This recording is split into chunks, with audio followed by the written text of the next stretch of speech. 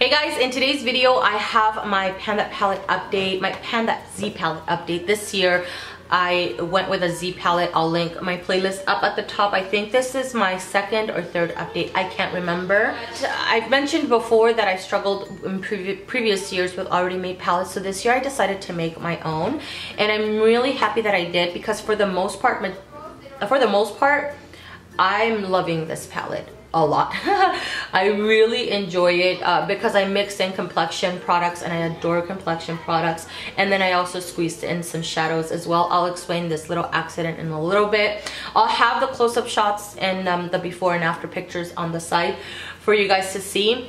I'm going to start off with Soft Focus from MAC. This is a sculpting powder, and this one right here, the dip in the last update was a little bit, you can see a dip but not quite as much. This time around I've kind of dug into it quite a bit more, and I'm really happy that I have. I use it by itself, and sometimes I'll mix, I'll use more of this and then a dash of this powder right here, which is the highlighter, the peach highlighter from the NYX Highlight and Contour palette. I can't use this one quite as much.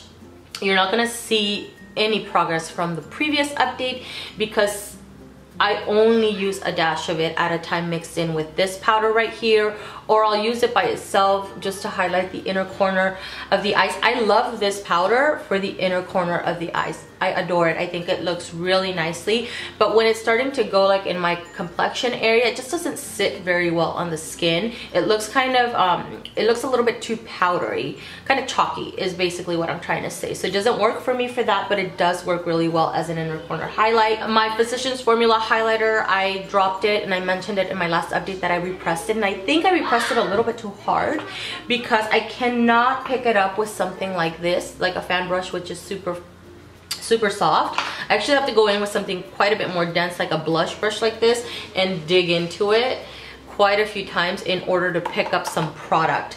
Otherwise I can never lay down the product. I'll never get enough glow on my cheeks. This highlighter is so beautiful. It is, today I put a little extra, but let me see if it still has any. But you can have, I don't know, you have control over it. You can do more of an inner glow kind of situation if that's what you want, or if you want to bump it up a little bit, you can build it up. But the beauty about this is that it doesn't just lay on top of your skin, it looks like it's a part of your skin. You're not going to see a lot of progress in this, although I do use it a lot. Every time that I do my makeup, my complexion, I always go in with this highlighter. Sometimes I'll go in light-handed, sometimes I'll go in heavy-handed, but because I think I press it down so it's so packed in, I cannot see any kind of progress. Maybe just a hint right in this area right here, but I think because it's reflective, I can't really tell very much. So anyways, I have been using it. I adore it. I don't see a problem with me continuing to use it. I don't know if I can finish this highlighter even though I use it so regularly because I don't really use a ton of it. The Hoola bronzer in the last update, I think you could still barely see the engravement from the Hoola engravement on this. I can still barely see it, but not quite as much here in the center anymore. I can see the H and the A a little bit more, but faintly, not too much. And this one, I only use it in the contours of my cheeks. I don't use it anywhere else. I go in pretty heavy with this one though.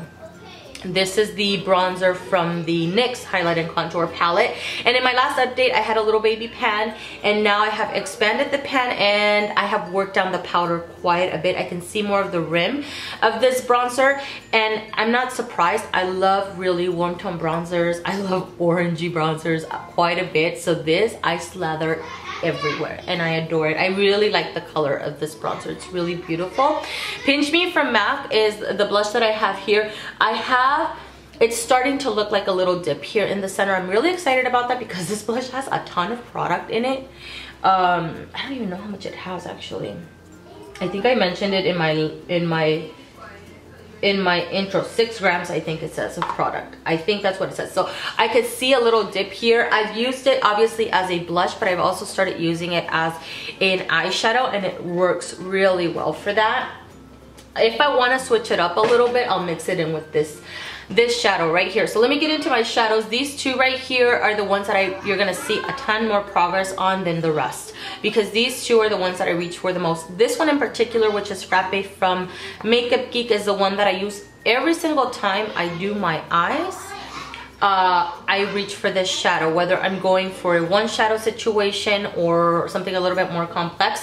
I will always reach for this one. I love this shadow. I think it's great. The quality, the pigmentation, the blendability, everything is amazing about this shadow. I am gonna miss it when it's gone. But I do need to work on other shadows after I finish this one out, and when I do, I'll probably go back and purchase this one again. Inglot, I hit pan on. For my last update, I had a dip going on. Not only did I hit pan, but I have expanded the pan just a little bit, and there's like a nice little dome going, you know, there's a really nice sizable dip going on. And I think I was able to do that also because I use it as an eyeshadow, but I also use it as a blush by itself or mixed in with Pinch Me. If I want to switch it up a little bit, I'll mix it in with Pinch Me just to add a little bit more, instead of it being a pink blush all the time, which is what I have today, and I think it looks beautiful with everything. And I want something like a peachy pink kind of situation, then I'll mix in just a dash of this, because this is so pigmented and it's so orange. Like, I don't need a lot. I don't even know if, I think the camera's washing it off because it looks super orange. I love this shadow. It's beautiful. It just has a lot of product. This one's from Inglot. And this is what I have on my, I have Frappe today on my eyes, and then this Inglot shadow here. I deepened it up a little bit in the center there. I love this shadow. It's really nice, super pigmented, nice and it blends out really nicely. I have these two on, and then I also have Soft Focus I've used to kind of highlight the brow bone area, as well as help me blend out shadows as well. So that's what I've used this one for also. But I have these two shadows on today, and then I have the Amber Rush shadow from L'Oreal, the L'Oreal Infallible. That's what I have in the inner corner here. This is in my year-long project. I haven't touched it up until today, and I forget how pretty it is because it is really beautiful. I have mascara down here, of course I do. All right, these two shadows, no, let's talk about this shadow and this shadow right here. I haven't really used, so we're not gonna really talk about them. I just want to let you know that I haven't used them. This one, the dip is a little bit bigger. This is Bitten from Makeup Geek.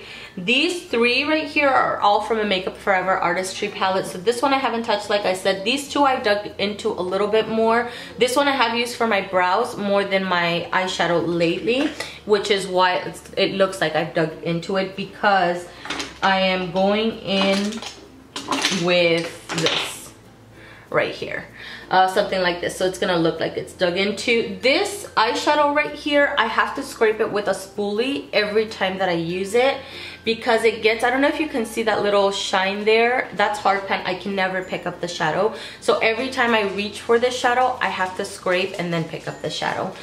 So not my favorite, but I love the color of this purple. This one right here was the teal shadow that I had in the palette, and I dropped, I don't know what happened. I didn't drop it. Hold on. I dropped it last time, and I think it must have loosened up. It didn't look like it was loose, but a few weeks back, I opened up my palette to use it, and the shadow just completely fell out. Luckily, it fell out on the counter in my restroom.